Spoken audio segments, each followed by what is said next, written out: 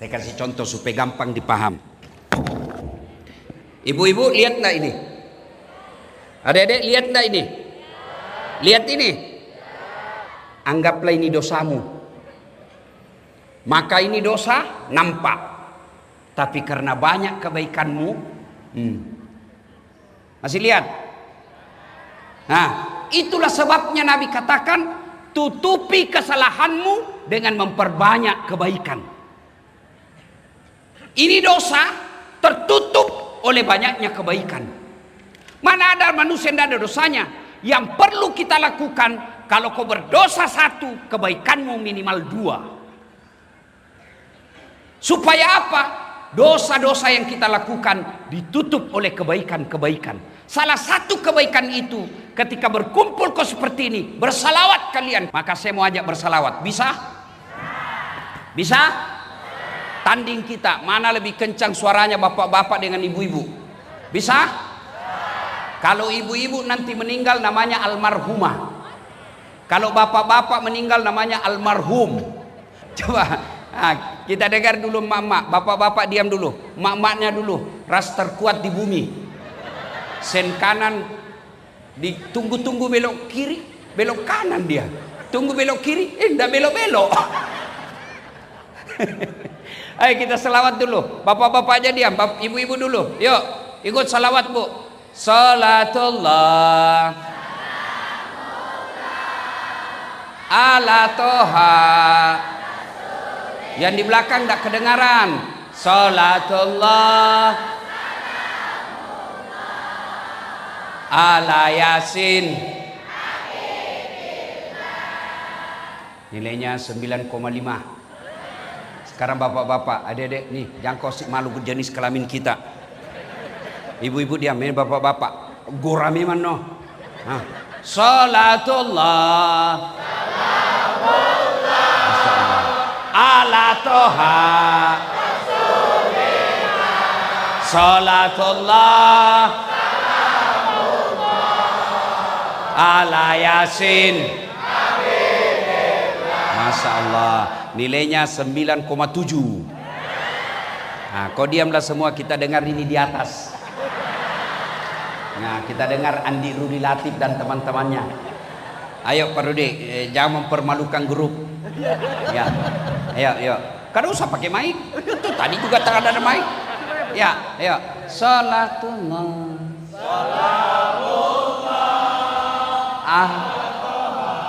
Rasulillah. Salatullah ala Yasin. Masya Allah, nilainya 9,9.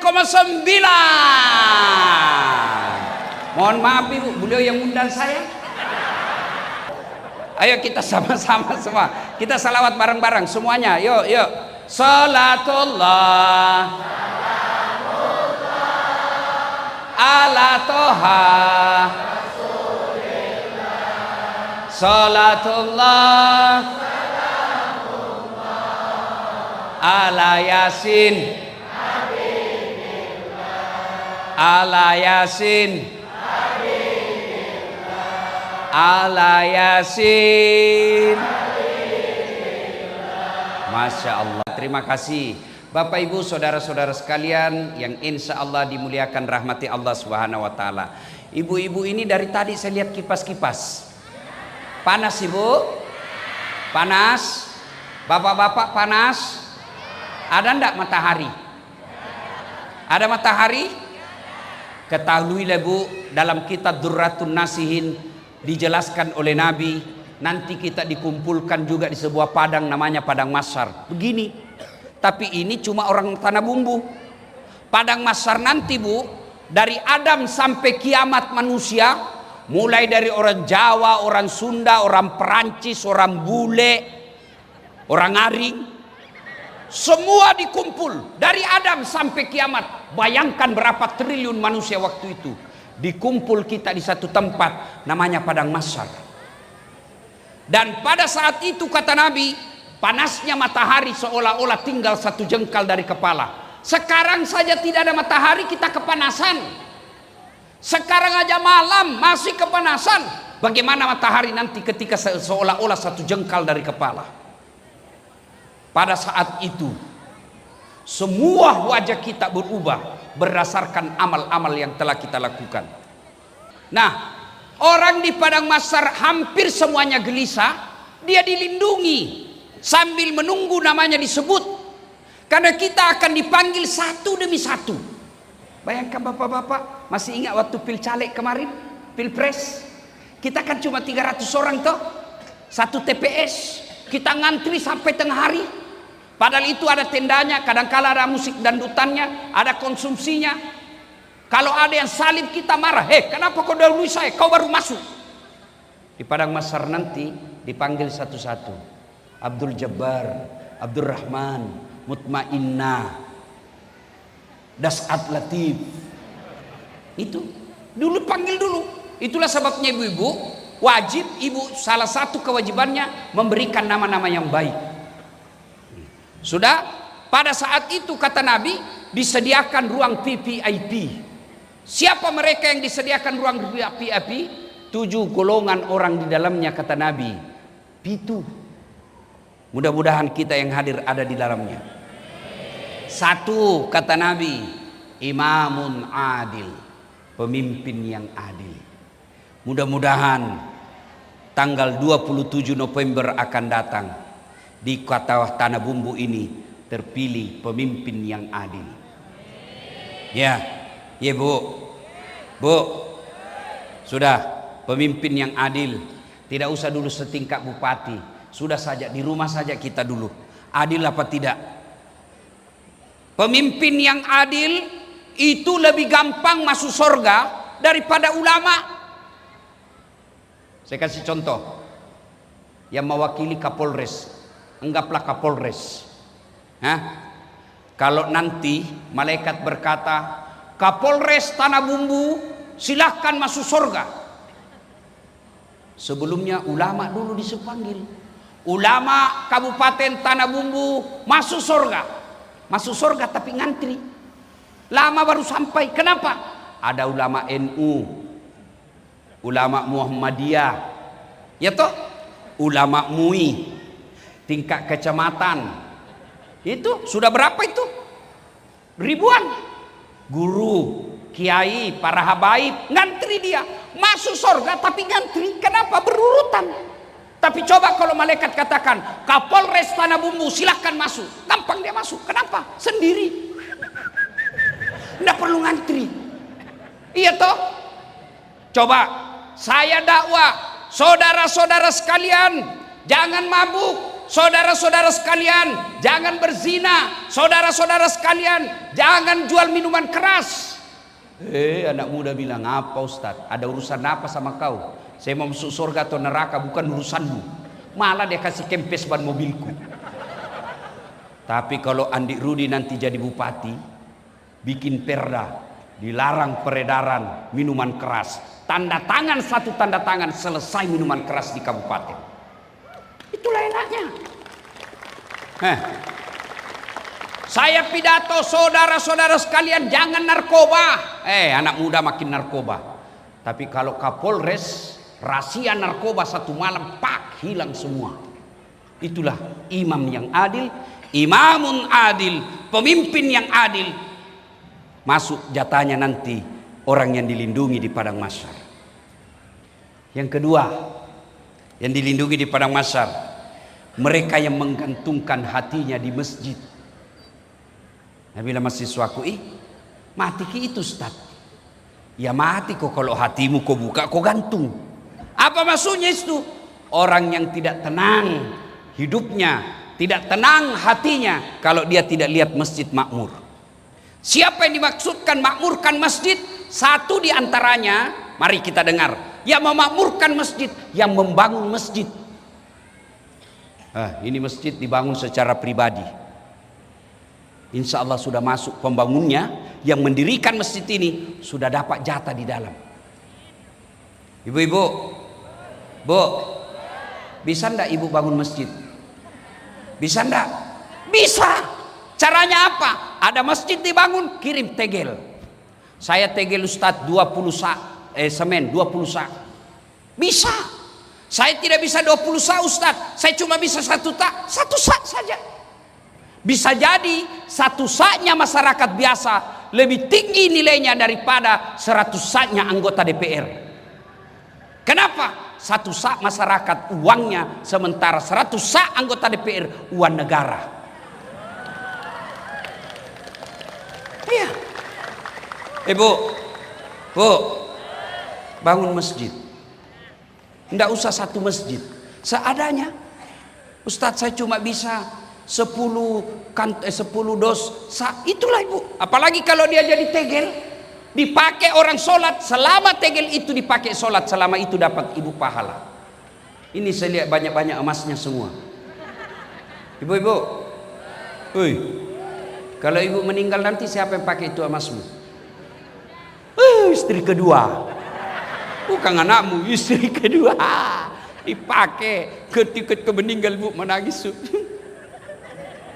Dicabut itu cincin. Tidak mau keluar dikasih sabun. Sudah itu dicabut, diambil lagi gelangmu Bu. Ini dulu waktu kita pergi umroh, aku belikan kau emas Dubai. Dicabutnya, dicabut lagi kau punya gelang. Ini dulu waktu ulang tahun pernikahan kita Ibu. Terakhir dia cabut gigi palsu. Situ dia bungkus.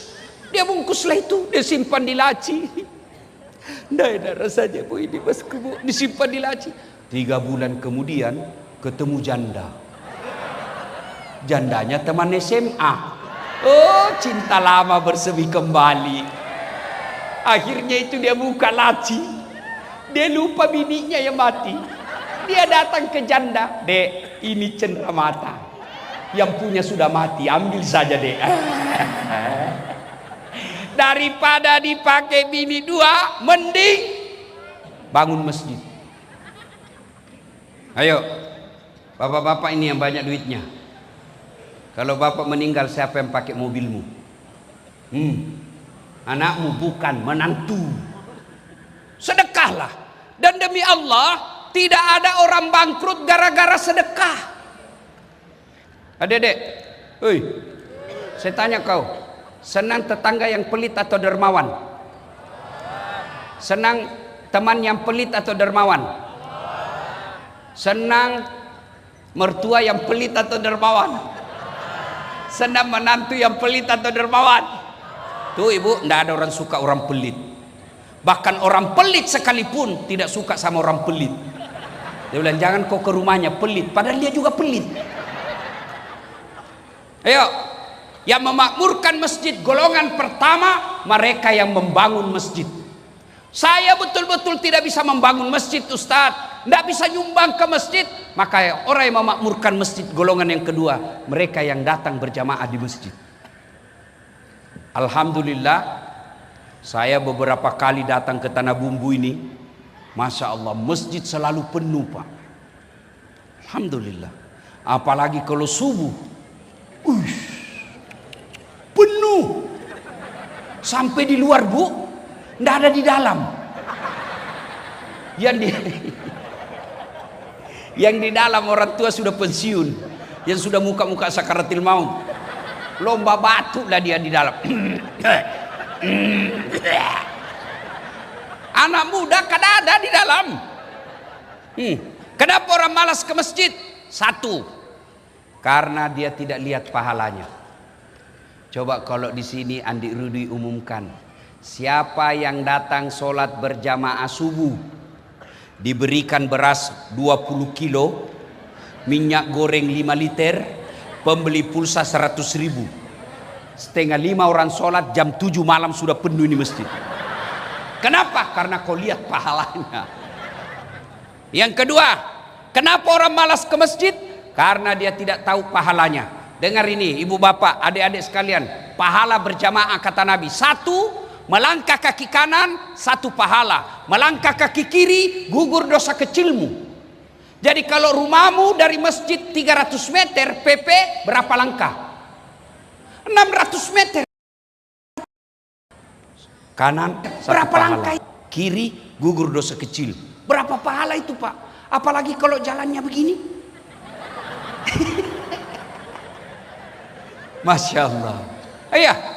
Yang kedua, orang yang datang ke masjid berjamaah kata Nabi, tegel, aspal, tembok, dinding, pagar, tumbuhan, semua itu nanti jadi saksi. Dia akan berkata, ya Allah, jangan kau masukkan dia neraka, masukkan dia surga. Saya jadi saksi. Dia datang jamaah di masjid. Itulah sebabnya adik-adik, kalau kita berjamaah, mau sholat sunnah di masjid, sudah 2 rakaat, mau lagi 2 rakaat, pindah lagi. Mau lagi tambah 2 rakaat, pindah lagi. Supaya apa? Tambah banyak saksinya. Itulah juga dianjurkan kalau kau ke masjid, usahakan waktu pergi beda jalanmu, pulang juga beda jalanmu. Waktu datang dari sana, pulang ke sana. Jangan juga salah paham. Mentang-mentang sudah dengar ini mau pergi ke masjid, dia ke simpang 5 dulu. Dia tawa baru datang ke sini. Sudah selesai orang sholat baru ku sampai.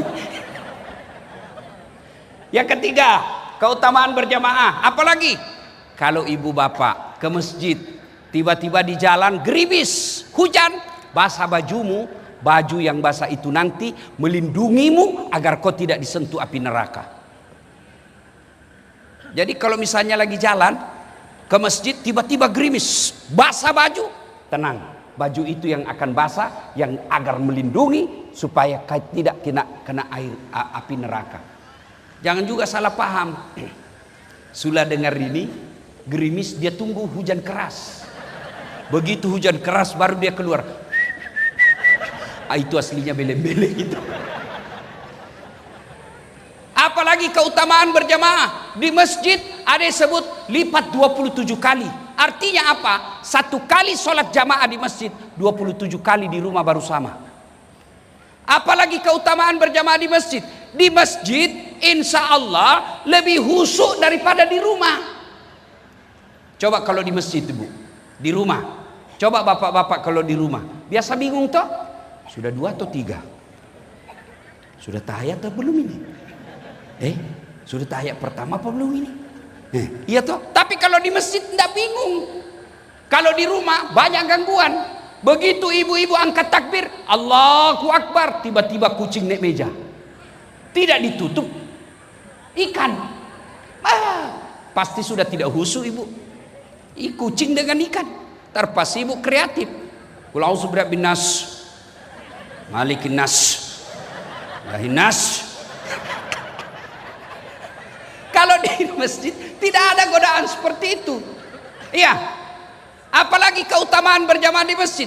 Di masjid insya Allah doa kita insya Allah diijabah. Kenapa? Kalau kita tidak tahu berdoa atau banyak dosanya, tapi di dalam masjid yang mimpin imam, ada habaib, ada guru, ada ulama, ada ustadz, diaminkan oleh penghafal Quran, diaminkan oleh anak yatim di belakang. Satu yang berdoa, yang lain mengucapkan amin, semua doa dalam masjid dikabulkan Allah.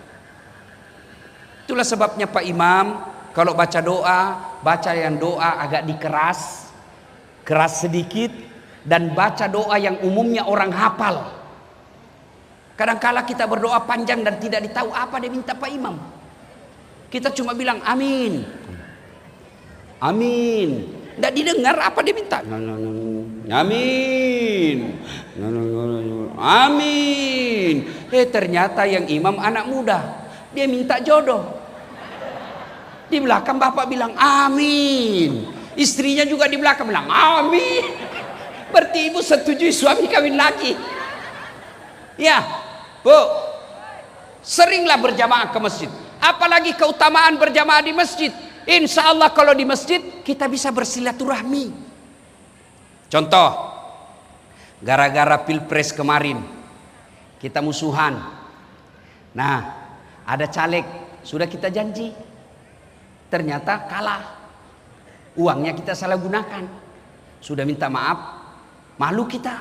Akhirnya bapak ke masjid. Gimana caranya? Jangan bapak langsung angkat takbir. Tunggu dulu, HP saya bunyi terus. Nah, bapak ibu jangan takbir dulu, karena kalau bapak takbir duluan dia tinggalkan, musuh saya ini, dia tinggal. Gimana? Nanti dia sudah takbir baru bapak maju, tidak bisa lagi dia tinggalkan karena sudah takbir. Sudah itu tunggui dia kalau assalamualaikum, Assalamualaikum warahmatullah, tunggui dulu. Jangan langsung bapak juga salam. Tunggu dia menghadap ke kiri, baru bilang, bapak, Assalamualaikum warahmatullah. Tidak mungkin dia dorong kepalamu. Iya, silaturahmi. Banyak keutamaan orang yang datang berjamaah. Belum lagi segi kesehatan. Itu menurut kesehatan jantung, dokter menganjurkan minimal 1000 langkah dalam sehari. 1000 langkah dalam sehari. Kalau bapak tetangga dari masjid 200 meter, PP 400 kali 5 kali sudah lebih 1000. Itu keutamaan dunia. Maka datang berjamaah. Yang ketiga, penyebab datangnya orang malas ke masjid. Apa itu? Satu tadi, dia tidak lihat pahalanya. 2, dia tidak tahu pahalanya. 3, manajemen masjid tidak bagus. Tuan-tuan, ibu-ibu, bapak, terutama mereka yang diberi amanah menjadi pengurus masjid. Ada saya masjid bikin di kampung dan di Makassar. Di kampung saya kasih nama bapak saya, Masjid Bani Abdul Latif. Di Makassar nama ibu saya, Masjid Hadja Sitimang. Masjid itu sekarang seperti tempat wisata. Ada kolam ikan di bawahnya. Masya Allah. Imamnya bu, anak muda hafal Quran 30 juz. Juara 1 hafal Quran 30 juz di Makassar, di Sulawesi Selatan. Muadzinnya, wah, digaji kayak pegawai negeri. 3 imamnya. Penceramanya belum ceramah sudah dikasih honornya, supaya tidak lari-lari. Masya Allah. Karpetnya empuk. Di depannya ada LCD. Kalau imam zikir, tertulis itu apa yang dibaca imam, sehingga jamaah semua bisa lihat, ikut dengan bacaan Pak Imam. Sound systemnya bagus. Karpetnya bagus, dingin. Jembatannya dari jalan ke masjid kaca. Ramai itu masjid. Hebatnya itu masjid, 80% pengunjungnya rata-rata anak muda. Ramadan kemarin, hari pertama sampai 10 saya pikir ramai itu hanya di pekarangan sampai malam ke 10.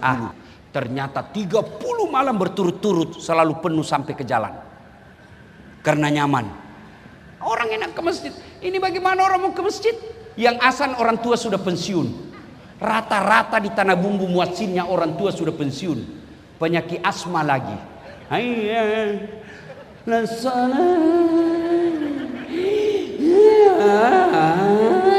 dia bilang anak muda itu lagi yang asan itu bikin jengkel. Iya toh. Masya Allah. Karpetnya sudut 7 kali lebaran tidak pernah diganti. Begitu kita mau sujud banyak pasir. Masih baik kalau pasir. Semut di mana sudah disimpan kepala itu. Bau cicak lagi. Penceramanya mulai salam pertama sampai terakhir neraka aja terus dicerita. Kau bakal ditusuk pantatmu linggis, keluar di mulutmu, dipotong lidahmu, ditumbuk matamu. Dan anak muda dede, tidak usah mesti bikin takut-takut saya itu Pak Ustaz. Iya. Dapat lagi Pak Imam, Allah Karim. Imamnya dia suka ganti-ganti. Nabi bilang kalau kau jadi imam, ringkaskan bacaanmu. Ini jadi imam. Lampek pagah. Nah saya tomatoai kasih. Padahal Nabi bilang, itu bukan saya bilang. Nabi, kalau kau jadi imam, ringkaskan bacaanmu. Ini rata-rata anak muda kalau jadi imam, dia senang yang panjang-panjang. Kau siksa orang tua. Yang remati kasihan di belakang. Allahu Akbar. Jatuh kepalanya. Belum selesai masih loanya. Mau macam. Nah kasih naik lagi kepalanya kasihan. Belum selesai jatuh lagi kembali. Batena na sesa tomatoy kasih. Dek pana cau. Itu Nabi bilang. Yang kedua kata Nabi, baca yang umumnya orang hafal. Kenapa diperintah umumnya orang hafal? Satu. Supaya kita bisa khusyuk ikut. Coba kalau imam baca wadduha, kita bisa ikut. Kenapa? Kita hafal. Coba kalau imam baca kul huwallahu ahad, anak-anak ikut. Kul huwallahu ahad, Allahu samad lam yalid. Dia hafal. Begitu imam membaca Al-Anfal, ayat 5 sampai 63. Wah, imam husuk dengan bacaannya, kita husuk dengan hayalan. Kita mau ikut, tidak dihafal, kita mau ruku. Belum selesai, terpaksa kita baca keadaan keuangan masjid.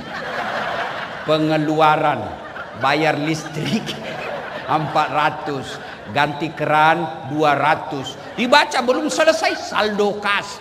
Satu papan sudah habis dibaca, imam belum selesai. Apalagi dibaca? Apalagi dibaca? Kalender. Majelis Taklim Masjid Agung Al-Falah, Kota Tanah Bumbu. Belum selesai, baju lagi dibaca, bajunya orang. Andi Rudi calon bupati. Capuk lagi baca, Pak deh, patutlah selesai deh, pernah selesai.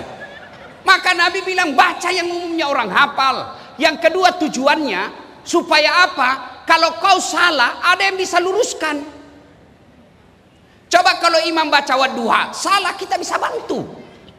Tapi kalau Al-Anfal baca, salah, wayalemu. Salah kok. Hadapi dirimu sendiri sampai bikin susah. Ini ada cerita Pak, wallahu alam benar atau tidak. Ada anak muda pulang kampung hafal Quran, disuruh jadi imam. Kau jadi imam nak? Jadi imam. Al-Fatihah kita ikut lancar. Sekalinya dia baca surah panjang, tiba-tiba karena ini masih tua, tiba-tiba ada cicak jatuh, kena telinganya dek. Namanya kena telinga cicak, nah orang tidak selat saja stres, apalagi lagi sok kaget dia. Begitu dia kaget, hilang hafalannya. Apa lanjutannya ini? Kada diingat-ingatnya juga. Apa? Terpas ini Pak Imam dia bilang, tolong bantu di belakang. Dia bilang di belakang, saya juga kada tahu. Tiba-tiba dia anak muda berteriak, dia bilang, kalau begitu ya sudah, Allahu Akbar. Siapa salah? Siapa salah? Siapa salah? Imam. Apalagi yang ganggu kadang-kala itu Pak kaki. Kaki. Ada orang belajar itu, kita ini nak kasih pindah kakinya. Saya pernah ibu, nak serang kakiku. Saya dorong ke dalam, makin maju dia. Saya dorong lagi, makin maju. Akhirnya saya terpojok. Tidak bisa lagi goyang kakiku ke kanan ke kiri. Dia masih goreng, ku injak. Selesai sholat dia bilang, kenapa injak kakiku? Kau ganggu saya. Kenapa kau sentuh-sentuh jari-jariku? Ustaz supaya rapat sap. Dek, kalau mau kau rapat sap, bukan jari-jarimu kau kasih rapat. Apa pundakmu? Ini kalau kau kasih rapat, jari-jarimu rapat tapi sapmu renggang. Agak no, masolan no. Begitu kau ruku, iya toh. Maka saudara-saudara sekalian, jadi makmum ada tata caranya. Itu artinya saudara-saudara sekalian, pilkada boleh kau sebeda pilihan, pilgub boleh kau beda pilihan, tapi jangan kamu berpecah belah. Kita bersatu saja. Ya, Bu, beda pilihan halal.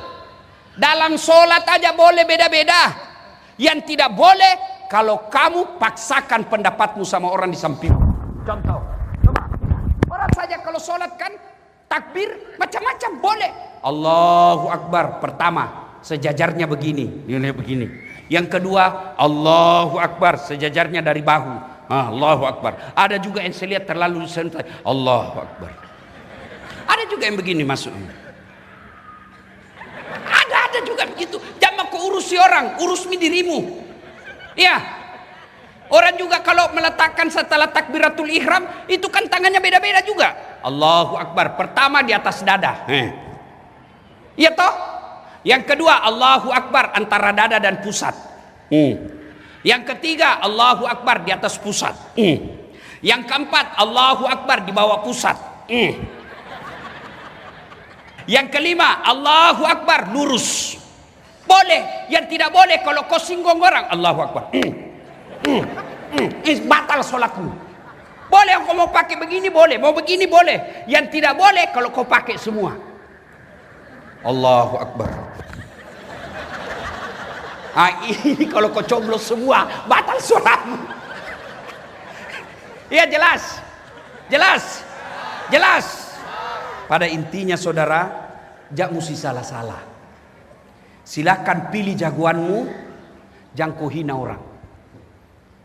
Karena kalau kau pilih, dapat kau pahala kalau benar. Tapi kalau kau hina orang, kau dapat dosa. Meskipun dia menang, kau tetap dapat dosa. Kenapa kau hina orang? Tidak boleh. Silakan pilih jagoanmu, jangan kau jelek-jelekkan orang. Ini kepada tim sukses. Tim sukses, jagokan jagoanmu, tapi hormati lawanmu. Kepada calon Pak Andi Rudi dan pasangannya, jangan terlalu percaya sama tim sukses. Lebih baik bapak yang langsung menyapa masyarakat. Capek Ustadz, resiko mau jadi pemimpin harus capek. Itulah. Bayangkan kalau kita ribut Pak, siapa yang rugi? Tanah Bumbu ini Allah karuniai, Masya Allah, sogi, kaya. Nggak sama di kampung saya. Sini ada batu bara, ada nikel, banyak sawitnya. Masya Allah, banyak janda yang tua-tua. Alhamdulillah. Tidak pernah ribut, masyarakatnya akur. Maka jangan gara-gara pilkada kalian berpecah belah. Bersatulah. Boleh berbeda pilihan tapi jangan beribut. Bayangkan kalau kita tidak bersatu. Jangankan itu, sholat aja kalau kita tidak bersatu Pak, kacau sholat. Coba kalau kita sholat pakai bahasa masing-masing. Pakai bahasa masing-masing. Yang jadi imam keturunan Arab, dia takbir pakai bahasa Arab. Allahu Akbar.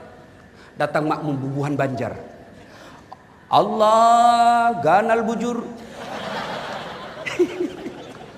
Datang orang Kutai, dia takbir pakai paket Kutai. Allah pore beneh. Orang Padang, penjual nasi Padang, dia takbir pakai bahasa Padang. Allah nan gadang. Datang orang Bugis, dia takbir pakai bahasa Bugis. Pungallahu ta'ala malopo.